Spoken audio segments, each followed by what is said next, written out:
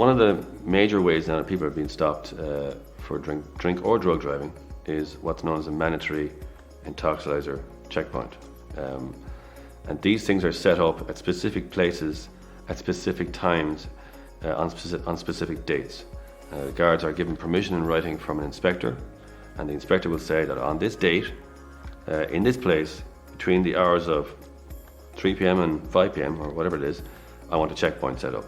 And so once they have that authorization from an inspector to set up a checkpoint, they're authorized to stop and get anybody to give a sample of their saliva, whether or not they think that person is intoxicated or otherwise. You could be perfectly fine, but they can ask you to provide a specimen of your saliva using a device that they give you, and you must provide it. So on urine, it's 68 to 107 is 6 months, 108 to 135 is 1 year, 135 to 200 is 2 years, and anything above 200 is a 3-year disqualification. And again, same as blood, it's set in stone. You can't change it. You can't get less. Once you fall within the parameters, you will be given the disqualification that's applicable to those parameters. Not more, not less. It's just whatever that particular reading amounts to, that's what you get. But the mandatory ones mean you must provide, yeah. And what happens if you refuse? If you refuse, you can be arrested and brought to the station. And then you'll be asked to give a specimen of blood or urine or breath at that point. People sometimes think, well, if I don't give a sample, they've got nothing to test. And if they have nothing to test, they can't prove that I had anything in my system. And that's true.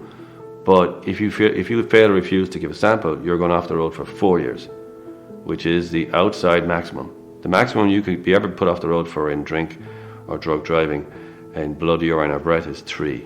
But if you refuse, you get 4. It's really punished if you refuse. So the idea you might avoid it by not giving a specimen is absolutely disastrous. You'll get more than the maximum for that. Can you break down, like in the simplest way, what's the story there with limits? Yeah, well, that's a really popular limit. What is the limit? It's different for blood, it's different for urine, and it's different for breath. Each one has a different limit. As to what it is, even the Medical Bureau of Road Safety won't tell you. And they analyse blood and urine samples all the time. They can't tell you because everyone is different. You're different to me, your height, weight, sex, whether you've slept, whether you've eaten in a while, whether you're taking medication. All these different factors all affect how your body will process alcohol. So on one day you could drink alcohol and you would be under the limit. The next day, if you're feeling a bit sick or you haven't eaten in a while, you drink the same amount of alcohol, you're over the limit. So it's impossible to give a scientific formula.